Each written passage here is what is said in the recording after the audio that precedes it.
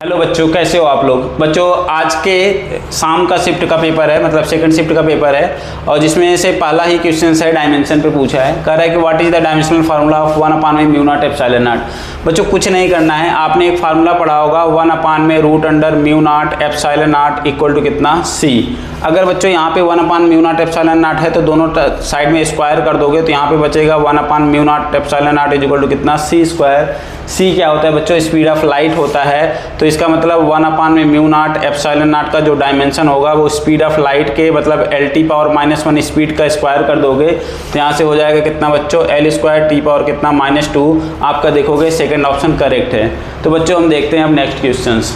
बच्चों ये क्वेश्चन देखो, जैसे रे ऑप्टिक्स से है, जिसमें पूछा है कि an equilateral prism is made of a material of refractive index √2, find angle of incidence for minimum deviation of the light रे।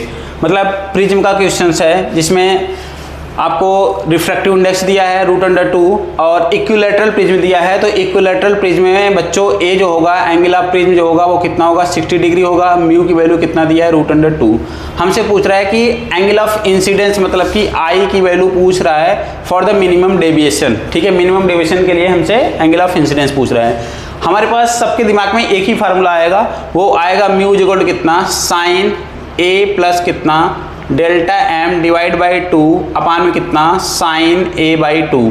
ये आपका क्या है, फार्मूला है। रिफ्रैक्टिव इंडेक्स कितना दिया बच्चों √2, साइन ए की वैल्यू कितना 60 प्लस डेल्टा एम नहीं पता है, ठीक है, डिवाइड बाई 2 अपान में कितना साइन 60 डिवाइड बाई 2 तो कितना आ जाएगा बच्चों साइन 30।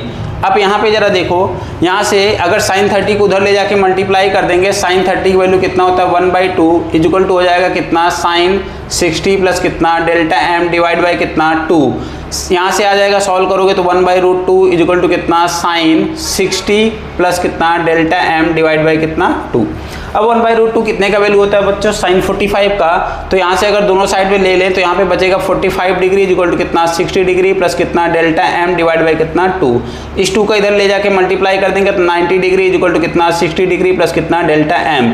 यहाँ से आपका बच्चों डेल्टा एम इक्वल टू कितना आ जाएगा 30 डिग्री आ जाएगा। हमसे डेल्टा एम नहीं पूछा जा रहा है बच्चों, हमसे पूछ रहा है कि एंगल ऑफ इंसिडेंस कितना होगा जब डेल्टा एम क्या हो, मिनिमम हो।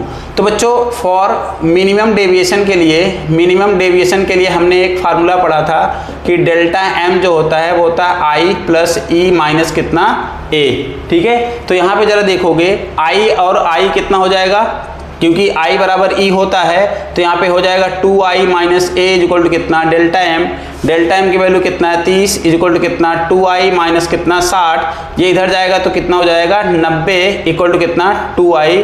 तो i इक्वल टू कितना हो जाएगा 90 डिवाइड बाई 2 कितना आ जाएगा 45 डिग्री। तो मिनिमम डेविएशन के लिए बस एक चीज़ याद रखना है, ये फार्मूला याद रखना है, डेल्टा एम इक्वल कितना आई प्लस ई माइनस कितना ए, वहाँ से आपका जो है ये निकाल लोगे तो आपका देखोगे बच्चों डी ऑप्शन करेक्ट है। बच्चों अब देखेंगे नेक्स्ट क्वेश्चंस। बच्चों ये क्वेश्चंस है मोमेंट ऑफ इनर्शिया का। अब देखोगे कह रहा है कि moment of inertia of a ring of mass m and radius r about an axis passing through tangential point in the plane of ring. यहाँ पे दो चीजें ध्यान देखने हैं, एक तो टेंजेंट पॉइंट के अबाउट पूछ रहा है और वो टेंजेंट कहाँ पे लाई कर रहा है, in the plane of the ring. जैसे आपके पास सपोज करो कि एक रिंग है, ठीक है, ये एक रिंग है, ये इसका सेंटर है। अब बच्चों रिंग का जो मोमेंट ऑफ इनर्शिया होता है अबाउट डायमेट्रिक एक्सिस वो होता है 1/2 mr²।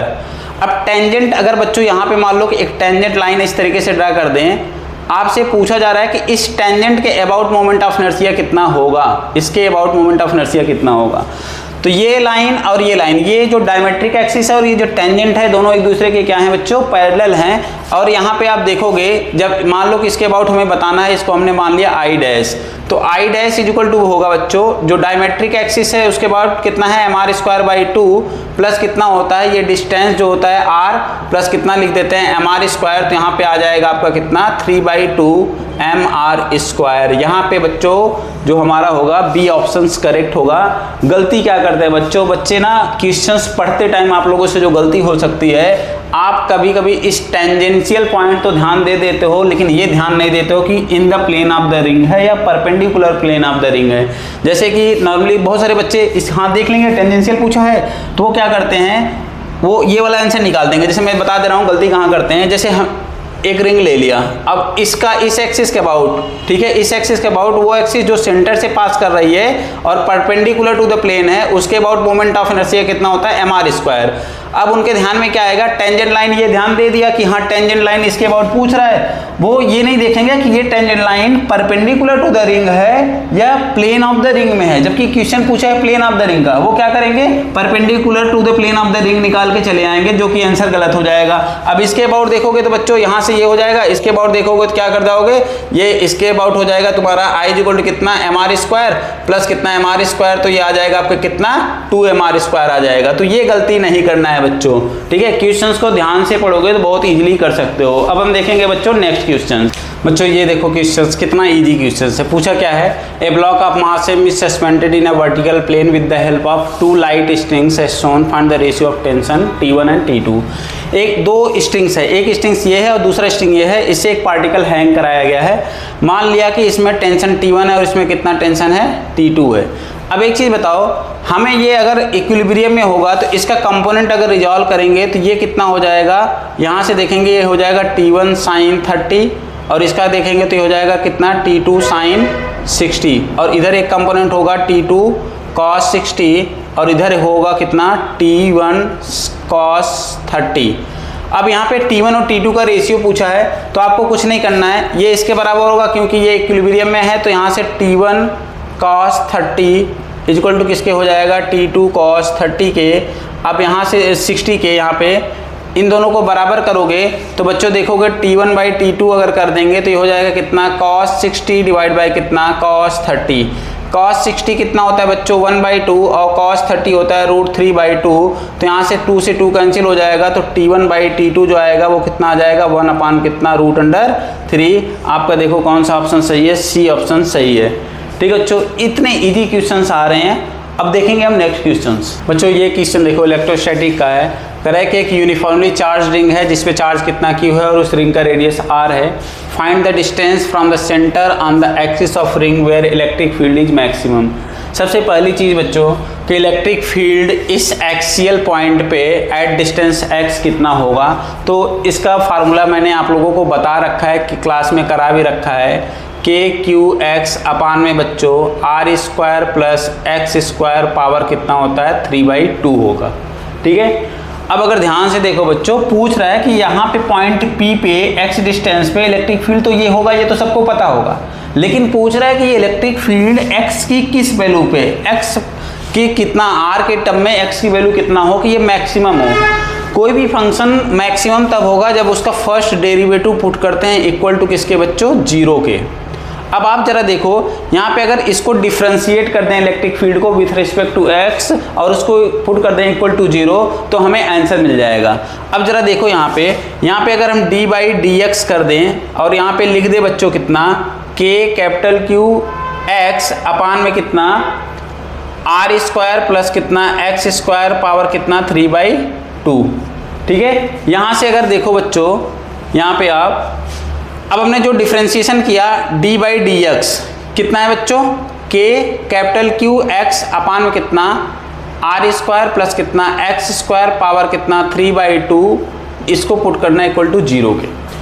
अब यहाँ पे देखो ना, ये K और Q क्या है, आपका कांस्टेंट है, इसको बाहर ले आओ तो ये हो जाएगा कितना, d/dx ऑफ कितना, x अपान में कितना, R² प्लस कितना, x² पावर कितना, 3/2 इक्वल टू कितना, 0। इसका डिफ्रेंशिएशन करना है। डिफ्रेंशिएशन आपको क्यूसेंट रूल एक पढ़ा होगा, d ऑफ कितना, u/v इक्वल टू होता है कितना बच्चों, डिनोमिनेटर के स्क्वायर, डिनोमिनेटर डिफ्रेंशिएशन ऑफ कितना बच्चों, numerator minus numerator differentiation of denominator. इस फार्मूले से हम इसका डिफ्रेंशिएशन करेंगे।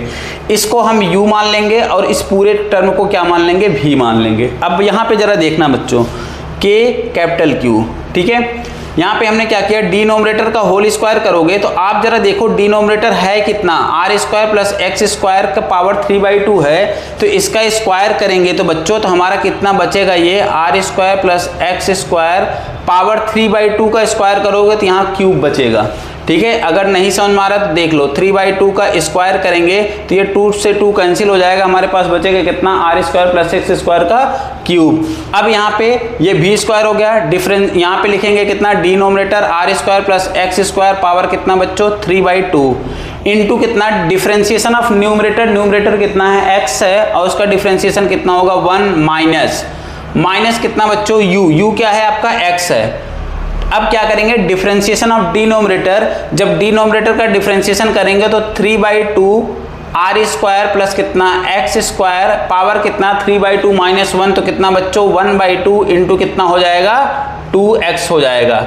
अब यहाँ पे इसको पुट कर देंगे इक्वल टू 0।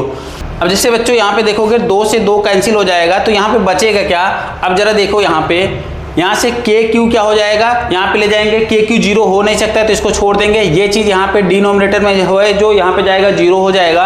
हमारे पास बचेगा क्या, जरा देखो r स्क्वायर प्लस कितना x स्क्वायर पावर कितना 3/2 माइनस ये x है, ये x है, x स्क्वायर हो गया, 2 से 2 कैंसिल हो गए तो बचा कितना, माइनस कितना 3x square r square plus x square power कितना 1/2 इक्वल टू कितना 0।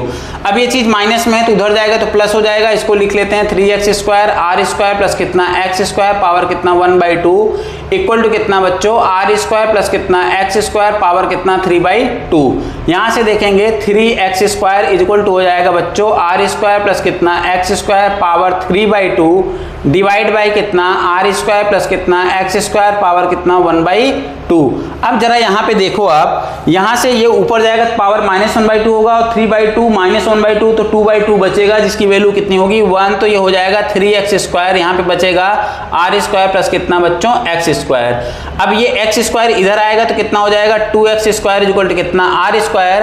अब यहाँ पे देख लो तो x स्क्वायर इक्वल टू कितना हो जाएगा r स्क्वायर डिवाइड बाई कितना 2, तो x की वैल्यू आ जाएगी प्लस माइनस r अपान कितना √2, मतलब कि x की इक्वल टू कितना r/√2 पे इलेक्ट्रिक फील्ड क्या होगा, मैक्सिमम होगा। यहाँ पे आपका ऑप्शन बी करेक्ट होगा। अब मैंने बच्चों अगर देखोगे तो ये प्लस माइनस r/2 लिया है, अगर इधर चलेंगे तो प्लस r/2 होगा, इधर लेंगे तो माइनस r/2 होगा। ये क्वेश्चंस बच्चों कुछ नहीं करना है, ये क्वेश्चंस रटे होते हैं, इसके आंसर क्लास में मैंने करा रखा है, बता रखा है कि ये आंसर होता है। हालांकि नहीं फिर भी नहीं याद है तो आप इस तरीके से इसको कर सकते हो, बहुत आसान क्वेश्चंस की कैटेगरी में आएगा। तो बच्चों देखा जैसे आपने सारे क्वेश्चंस देखे तो बहुत ही इजी क्वेश्चंस आ रहे हैं। मतलब क्वेश्चंस आपको क्या करना है, आप जब बैठो पेपर देने सबसे पहला काम करो कि जितने भी इजी क्वेश्चंस हैं पहले राउंड में इजी क्वेश्चंस आप कर जाओ, ठीक है। आप ऐसे देखोगे तो फिजिक्स केमिस्ट्री मैथ में ओवरऑल देखोगे तो आप 20-22 क्वेश्चंस ऐसे आसानी से हो जाएंगे, ठीक है। उसके बाद जो आपको लगे कि थोड़ा मॉडरेट लेवल का है उस पर ट्राई करो, तो इजीली कुछ नहीं करना है, एकदम कूल माइंड से क्वेश्चंस को अटेम्प्ट करोगे तो इजीली कर सकते हो। थैंक यू सो मच बच्चों।